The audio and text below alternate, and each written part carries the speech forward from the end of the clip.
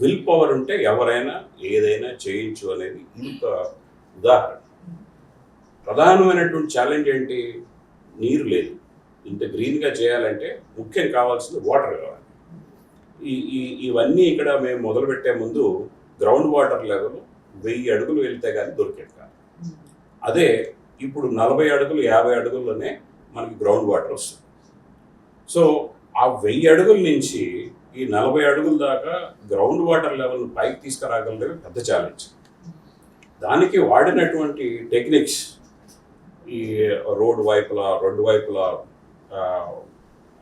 Horizontal water pits, ఇలా different biochar వాడడాలు, ఇలాంటి రకరకాలైనటువంటి టెక్నిక్స్ మనం ఇక్కడ వాడడం ద్వారా అది అచీవ్ చేయడం జరిగిందన్నమాట. ఒక్కసారి మనం గ్రౌండ్ వాటర్ లెవెల్ని 1000 అడుగుల నుంచి 40 అడుగుల దాకా తీసుకొచ్చిన తర్వాత మనకి ఉన్నటువంటి ప్రాబ్లమ్స్ ఏం లేవు.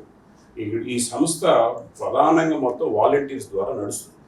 ఇక్కడ ఉన్నటువంటి ప్రతి చెట్టును కూడా వాలంటీర్సే వచ్చినట్టున్నటువంటి వాడు. ప్రపంచవ్యాప్తంగా ఎక్కడెక్కడి నుంచో ఎంతోమంది వాలంటీర్స్, ఈ మధ్య చాలా కార్పొరేట్స్, పెద్ద పెద్ద కంపెనీలు వాళ్ళ ఎంప్లాయీస్ వాళ్ళందరూ వచ్చి అది పనిగా ఇక్కడ మొక్కలు నాటి వాళ్ళ యొక్క సామాజిక బాధ్యతను కూడా నిర్వర్తించుకోవడానికి ఇది ఒక పెద్ద ప్లాట్ఫామ్ కూడా అయినటువంటి విషయం. దీన్నే మనం ఇప్పుడు దేశంలో చాలా ప్రదేశాల్లో రెప్లికేట్ కూడా చేస్తున్నాం. మధ్యప్రదేశ్ రత్లాంలో దాదాపు 2500 ఎకరాలని ఇలానే, అదొక పెద్ద డ్రై బ్యారన్ ల్యాండ్, దాన్ని కూడా ఇలా అద్భుతంగా మనము గ్రీనరీతో డెవలప్ చేసేటువంటి ప్రయత్నం నడుస్తుంది.